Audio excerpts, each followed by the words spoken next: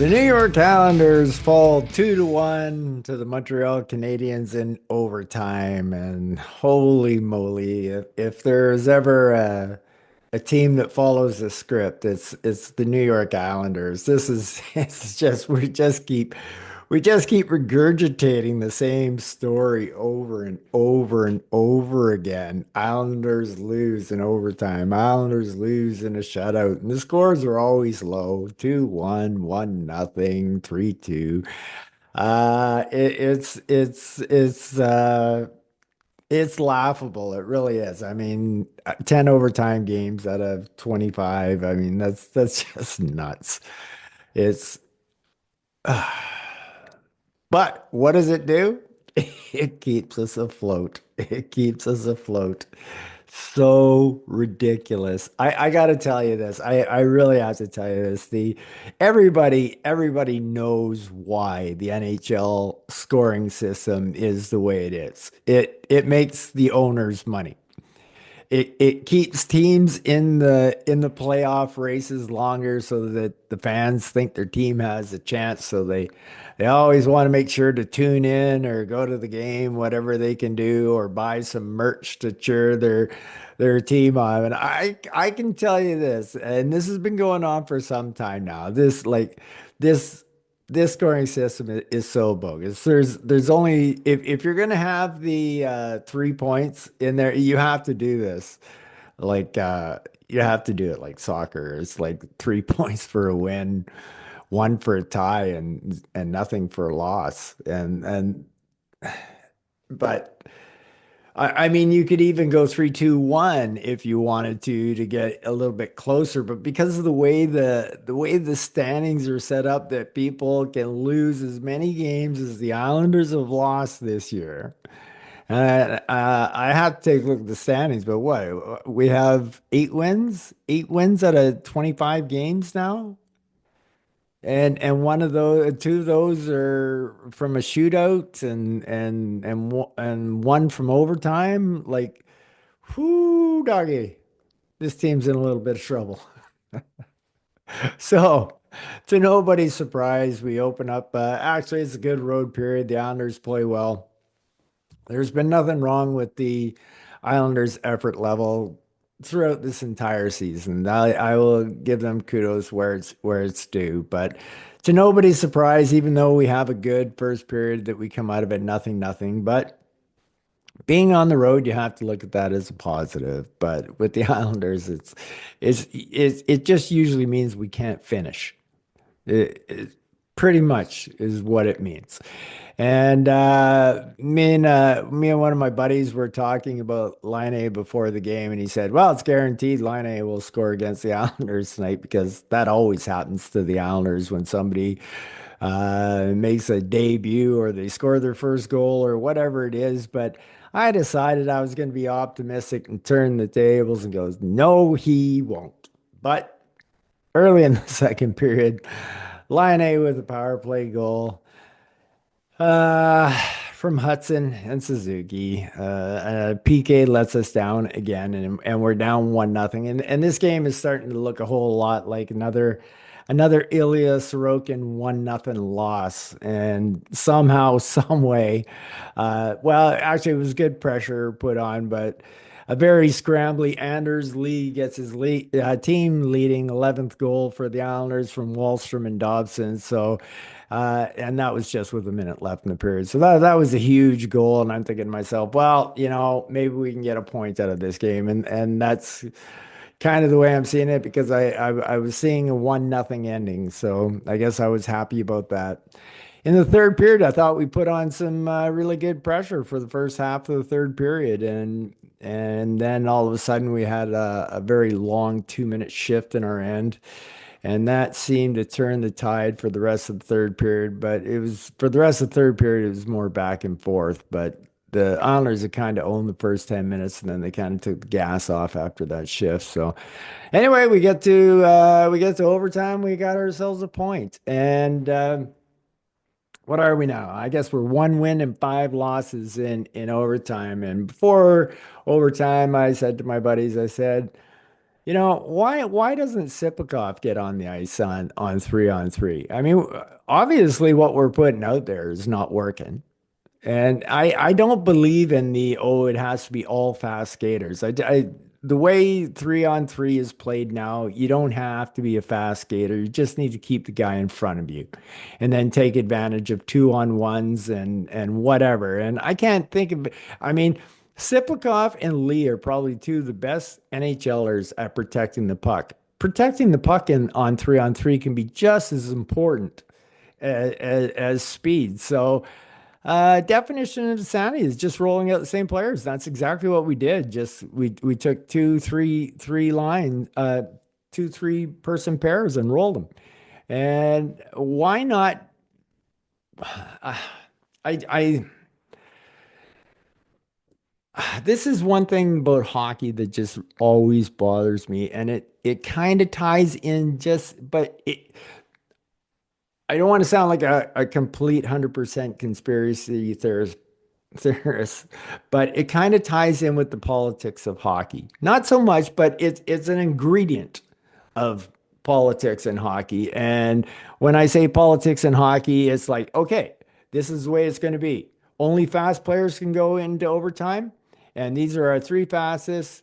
And then our next 3 fastest are going to go, and that's how we're going to play overtime. Well, the Islanders have basically just pigeonholed themselves into a spot where you got to look at a broader picture. Like, take a look at it. Like, it's not working. So obviously your fastest guys out there thing is not working. So try something different. Try a guy like Siplikov, who's got some wicked fancy moves, and I'd love to see it in 3-on-3 and see what he can do. And I really don't think he'll be beat by his skating. So anyway, enough of that vent because Suzuki's going to score. Kind of looked like we were going to give up a power play at the end of the third, or into overtime, but it didn't matter anyway. Suzuki ended up scoring on us on a bad break goal. I mean, Soroka makes a save, kicks it off the side. Horvat kicks it right back at the net, and Suzuki has himself an easy goal.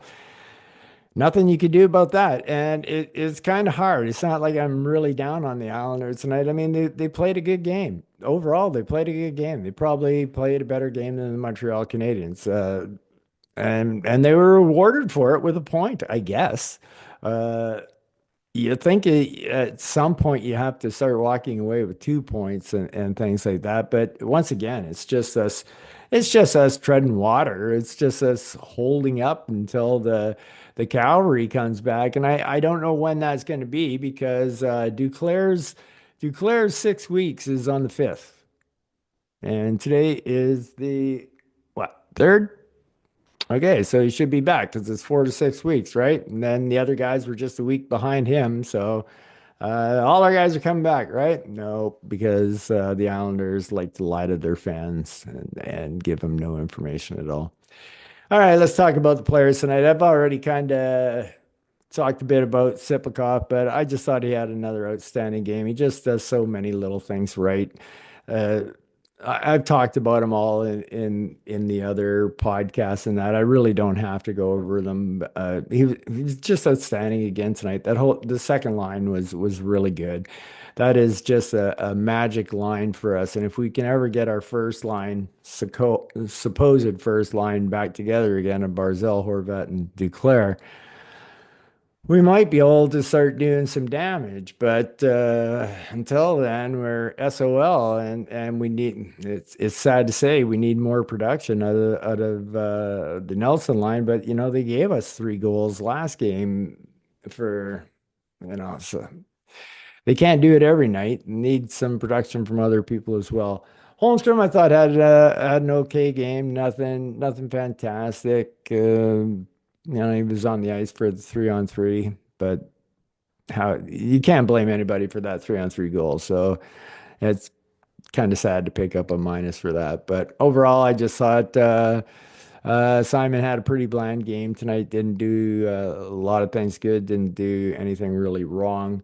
I kind of got that for pretty much a lot of the Islanders tonight, where it really wasn't a it wasn't a high event. It wasn't a high event game. I mean, Ilya made two fantastic saves. One was a glove save, and the other was a blocker save.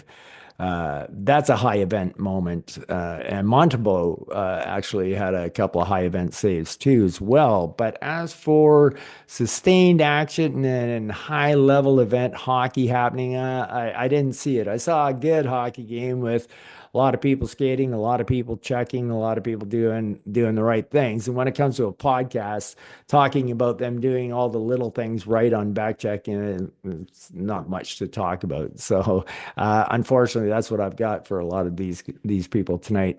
Horvat, once again, he had a prime opportunity at the start of the game, right dead into the breadbasket, and I had mentioned that in the last two games, he'd finally gotten away from just putting that puck to the middle of the net. I mean, it's a good thing that he's shooting. That's how he will break out of this, but he only got one shot on net, and that was just like a muffin into the breadbasket. There, that's all it was. And uh, I I seen him make a couple of really bad plays in overtime tonight, and I saw him make a few bad plays during the game as well. So of the players that I thought were, I didn't think the spectrum was big tonight. I didn't think there was one guy playing fantastic and the other guy, one guy was so bad he was way down here. It was more of a closed-in spectrum between your good and your bad players tonight. And I kind of thought that he was in the lower part of the spectrum. Nothing awful, just in the lower spectrum for tonight's game. I didn't think it was the best for him. Martin, for him, that's about as good as it gets. I thought he was a little bit better playing with Casey. I think he just somehow feels a little more comfortable with Casey. Matt did make one really important play, which blew my mind at the time. We had guys getting close to being hemmed in for 2 minutes. And the first change we make, the very first change we make, the first guy on the ice was Matt Martin. And I'm thinking to myself, oh my God, how could you let that happen? How we need somebody to get the puck out of the end. And ironically, it turns out that Matt was the guy that got that puck out of the end. He did the high scoop.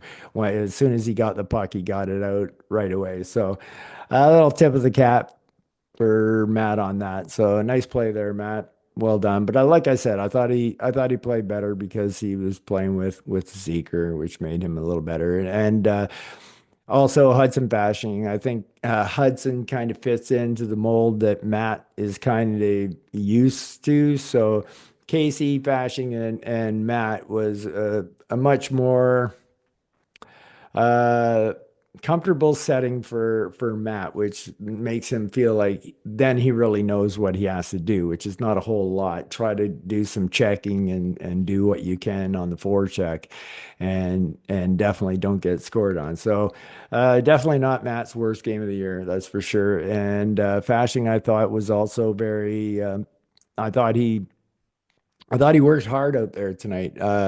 I saw a couple of low IQ plays by him, but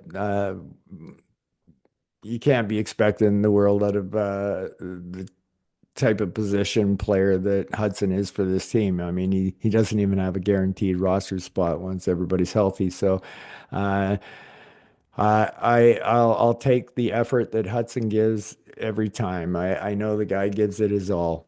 So good enough for Hudson for me tonight, that's for sure. Kyle Palmieri, once again, I thought the second line was outstanding again. I think the one thing that is mostly underrated about this second line is everybody can see how well they're playing together, but it's why they're playing so well together. It's these guys as a threesome are a formidable, formidable forechecking force.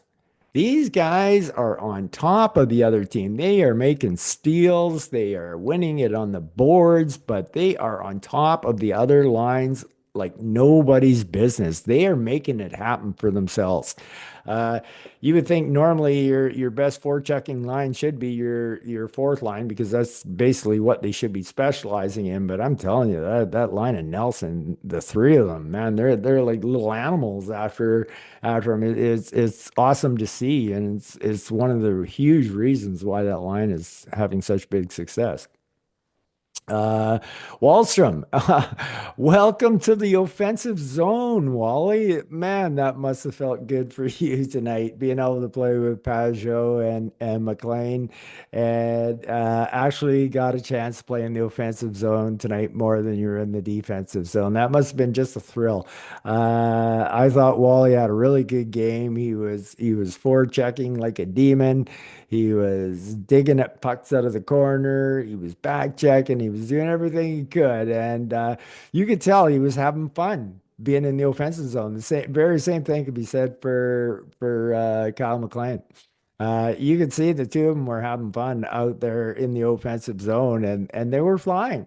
So really impressed by Wally, and he picks himself up a point as well and a +1, and he gets almost 12 minutes of ice time. So for him, that was a great game for him to show his stuff. And I thought same could be said for Kyle. I thought he was a little bit more on his toes tonight. I didn't think he started well. I thought he had a rough first period, but after the first period, I thought Kyle was very good. And that's why him, Wallstrom, and Pajot were hemming the guys in. I mean, they had scoring opportunities too. Pajot hit the post. Pajot had another really huge chance to score. Wallstrom had a chance to score. McLean had a chance to score. So that had to be a lot of fun for those guys to play like that tonight. Anders Lee, I thought had another good game. Had another good game. He scored for us. I mean. He's definitely leading by example. 19 minutes of ice time. El Capitano showing the way for us. It wasn't pretty, but a lot of the things that Anders does isn't pretty. So he doesn't care. He just tries to put the puck in the net and he gets it done. And great job by our captain, Anders, tonight. So good game for Anders. Happy with him. Brock Nelson, same thing could be said about him. He was flying out there tonight. I love the forechecking. I love watching how Brock steals pucks away from other people. It's such a cat and mouse game for him, and that for me puts Brock Nelson in the high IQ category. He has his own little technique, and Butch kind of touched on it last game. He tries to lull you to sleep, like, oh, I can't get you, and then zip. And and then he does it. The second that you all of a sudden start to feel comfortable that he's not going to pounce on you is when he pounces. And it's really fun to watch. It really is. So yeah, another good game by Brock tonight. I already talked about Kyle McLean. I thought he had a good game. Pretty much touched on Pajot as well. Had a couple opportunities to score tonight, made a huge difference. I'm going to call them the third line, Pajot, Wallstrom, and McLean.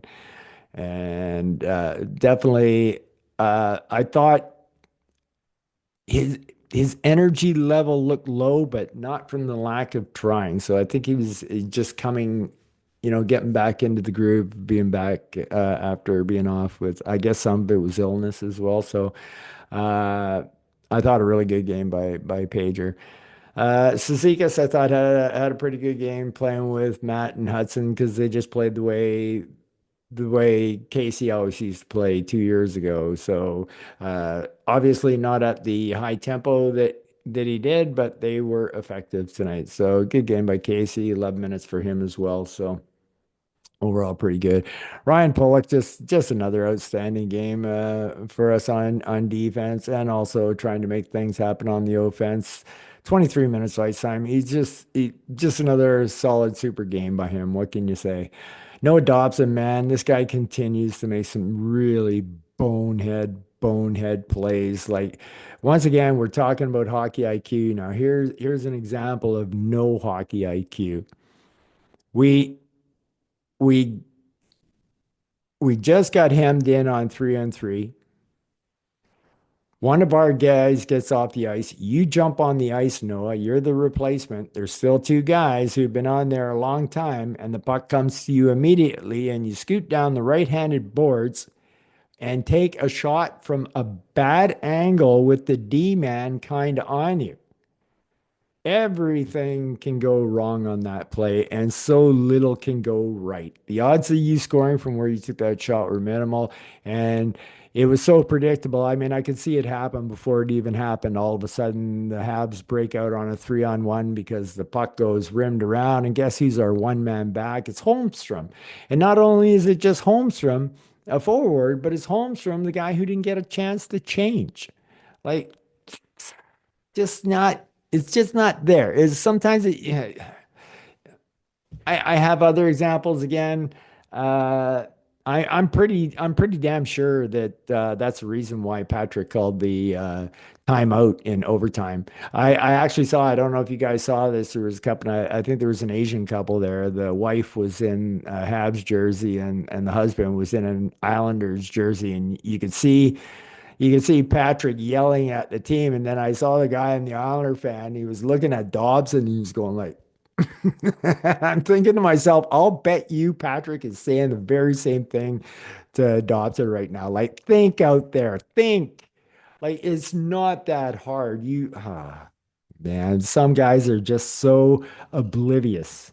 And that's why when me and my friend were talking about he complimented me on the high IQ hockey players knowing who the low IQ hockey players are, but the low IQ hockey players don't know who the high IQ hockey players are. And he said, and the worst part about it is the low IQ guys also don't know that they're low IQ, which makes it so dangerous. IQ.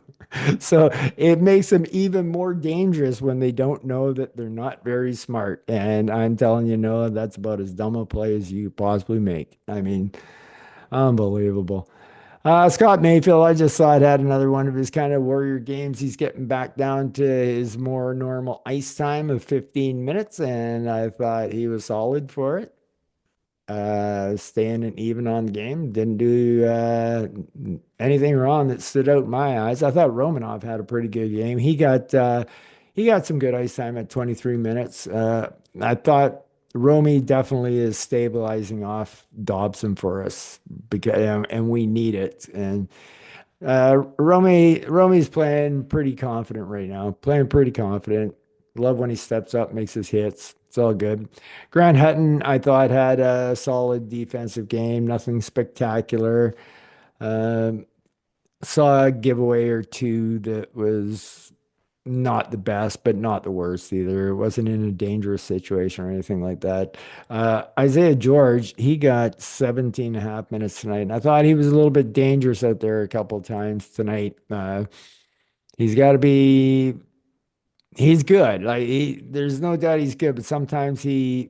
It's almost like he thinks he's better than he is, and that can be a little bit dangerous too. But I'll tell you one thing I do really like about Isaiah is, when they talk about a defenseman walking the line, we don't really have anybody who does that, and George does it very well. He does that 2 or 3 step walk the line, not the full walk the line. Like Noah Dobson can do the full walk the line, going backwards across the line with the puck, but Isaiah is very good at just before he shoots, walking that line for 2 quick strides just to change the angle of the shot. And eventually it's going to start paying off for him with goals and assists and whatnot. So Isaiah ended up a +1 tonight. So good for him. Uh, I expect some rookie mistakes out of him that I saw tonight, and I can live with them. I still think he's playing pretty darn good hockey. Poor Ilya Sorokin. What a guy. What do you have to do, Ilya? What do you have to do to win a game, eh? I tell you, unbelievable. You keep us in every game. You make the saves that most goaltenders would let in. I feel bad for you that the results you get are just so bad when they should be. If you're on a really good team, your numbers would be so much better than they are right now. So, and just another great game by Ilya. So thank you, Ilya, for getting us a point tonight. That was a lightning quick glove save he made tonight, and almost just as good blocker save he made as well tonight. So, really some outstanding play by Sroki. I hope we start him next game as well. I say ride him. He's keeping us in the hunt. Unbelievably, somehow, some way, with this point, we actually moved up a spot in the standings. We actually moved up from 11th from 11th to 10th, but it's a very good possibility with the later games that we'll drop even further than the 12th we were at today. I wouldn't be surprised if we're sitting at 13th or 14th by the time the night ends. I was looking at the scores just before I started the podcast, and it looked like the teams below us were winning or tied or whatnot. So we shall see where the Islanders are at the end of the night. Anyway, it's the same old song and dance. I wish I could play the copyrighted music on here. But YouTube, what can you say? So we hang around, folks. We're hanging around. It's ridiculous. We're one game under 500, and we're just hanging around. It's just crazy. But does anybody know if any of our players are going to be returning ever, like this season, or are they all out for the year? Lou, if you're watching this, inquiring minds want to know. Lou, leave us a comment down below. Let us know if they're going to return at all this season. That would be awesome to know. So anyway, Islanders walk away with another point tonight. Crazy, crazy, crazy. I hope all you guys and girls out there take care and peace out.